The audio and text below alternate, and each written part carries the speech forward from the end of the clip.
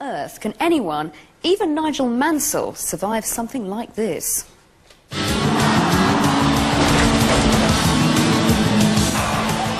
This was the moment when 60,000 horrified spectators thought they might have witnessed a sporting tragedy as Nigel Mansell's Ford Mondeo smashed into a concrete wall. I can remember going backwards and just looking at the wall by the bridge coming close and close, and I was thinking, well, here we go.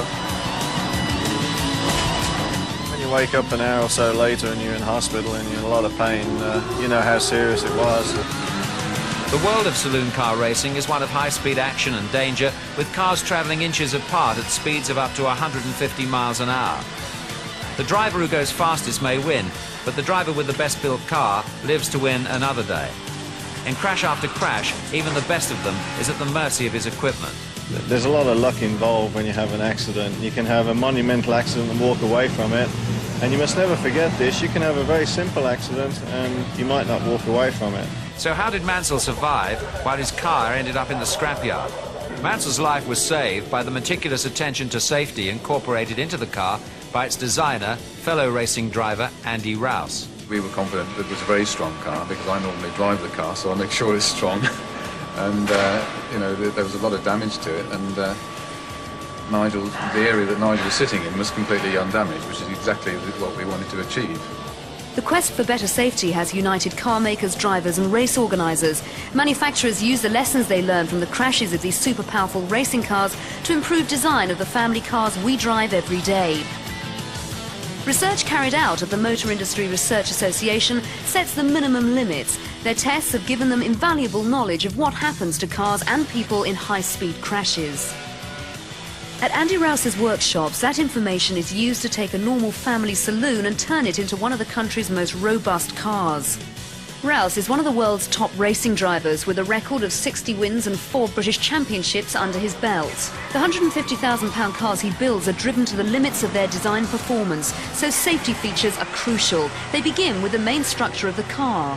And so we construct inside the car a roll cage which keeps the driver safe in the case of a rollover or a heavy accident.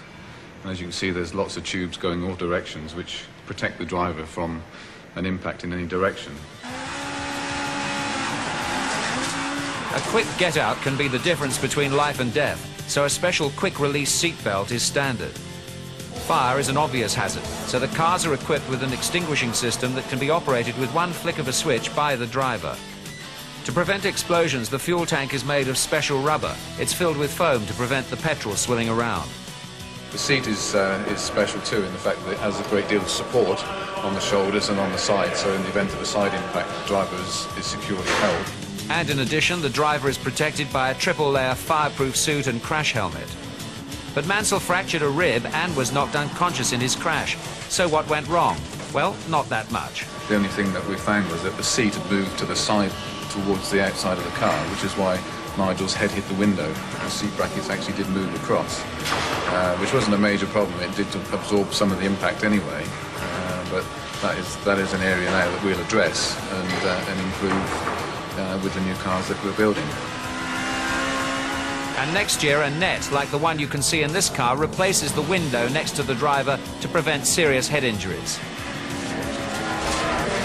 So what about the world's most successful racing driver? Anything else he'd like to see in the cars? Yeah, I'd like an ejector seat on those times so you can press a button and just come out with a parachute.